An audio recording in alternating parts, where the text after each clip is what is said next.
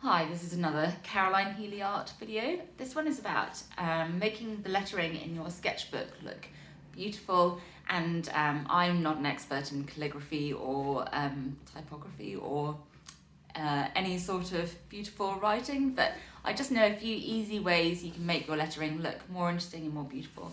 I'll give you some examples. There's one. Another slightly more whimsical one, that one.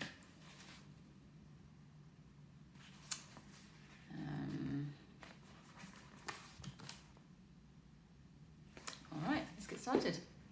So what you need to make beautiful letters, well, the main thing is a pen, but if you're going to do a bit of practicing, a ruler, pencil, a thinner pen and a thicker pen. Now, because I'm going to be writing quite, and an eraser to rub out your pencil marks. Now, because I'm going to be writing quite big so that you can see it nice and easily, I'm probably just going to use the thicker pen today. Right, so the first one I'm going to show you is one like this. So that's why I've drawn 4 lines so that I know where to write my letters. I can check they're the same height. So I'm going to use the word light because it's got some lovely ups and downs. So there we go. You need to go all the way up to the first line. They don't have to be equally spaced, but I have chosen to do that.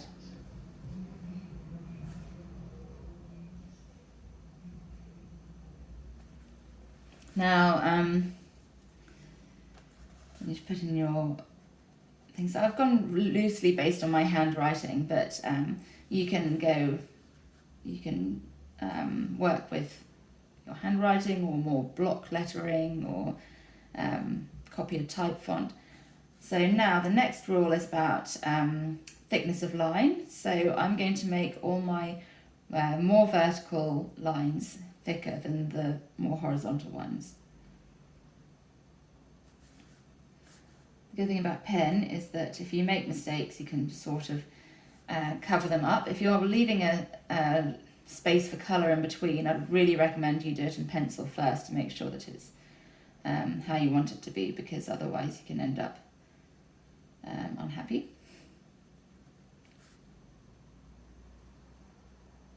So I've got lots of crossing over lines that will be covered up in a moment.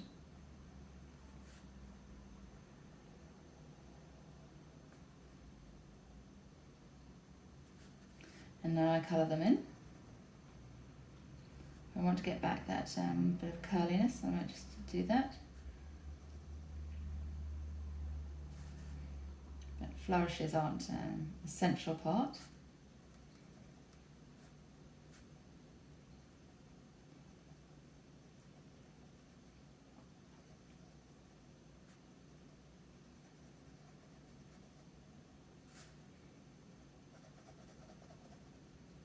So you can see it's going from looking a bit of a mess to looking quite nice, pretty easily.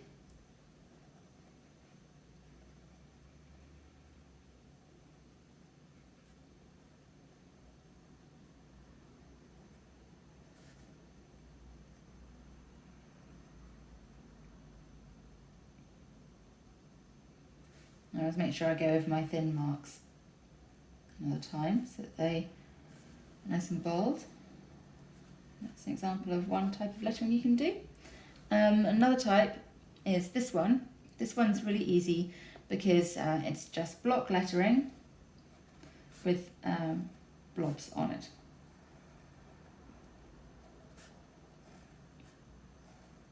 Another thing you can do to play with lettering is space out the letters, make them close together, make them spaced apart, see which you prefer.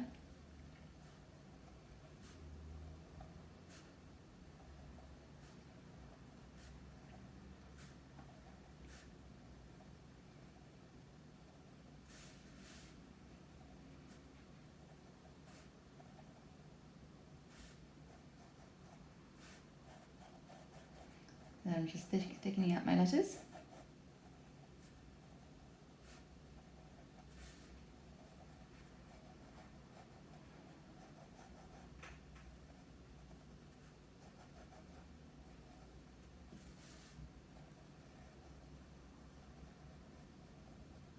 When you're writing small, it's even easier. You don't need to go over it as much and emphasize things as much.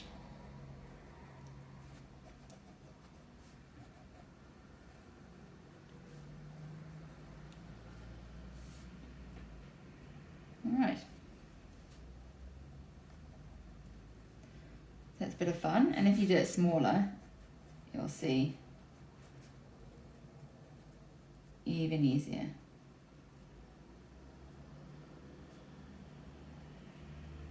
I'm plagiarising off my friend Amy. She taught me this lettering, or rather she wrote it in some beautiful cards. All right, so then we can have a look at this one. Again, pretty simple, but it's just about following a pattern. So you have the down strokes thick, and then the cross strokes, the horizontals thinner.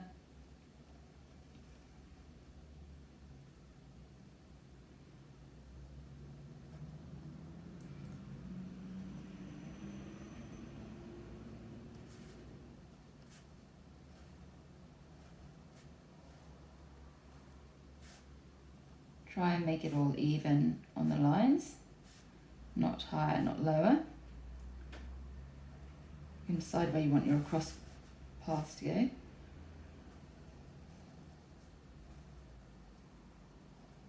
Make sure your T is even, and then make sure you've got all your little extra little line flourishes coming over. So around the H, G, put one there, put them across the L. And again, you can play with it. You can make these thick strokes thicker, and you can fill them in with colour. Yeah, we might do that. I happen to have all my paints here, so I could do a very quick filling in.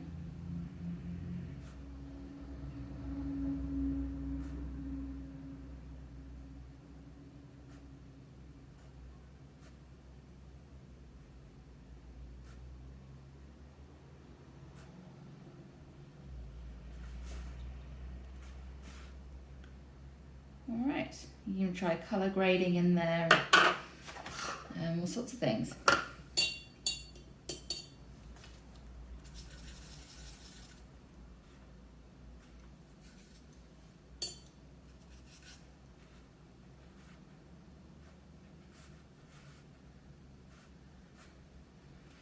All right. Hope that was useful.